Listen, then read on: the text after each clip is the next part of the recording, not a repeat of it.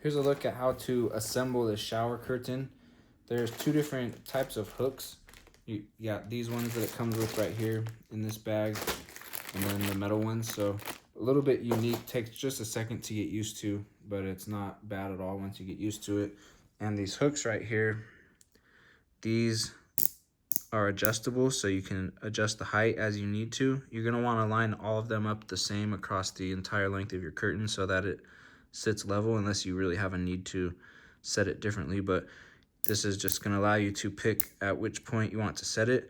As you push it down, you can't pull it back up, so what you have to do is slide it all the way off and then reinsert it onto the top if you go down farther than you needed to. So once you set those where you want them, you're gonna go on the back side of your curtain right here and slip them up through these slots that are right next to these pieces. So here's this piece right here, the seam that runs up, this little piece right here.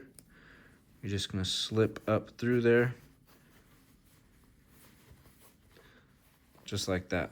And then you're gonna grab another one and do the exact same thing. Make sure it's set to the height how you want it. Find the next seam and just run it right up through there. Some of them, you gotta kind of,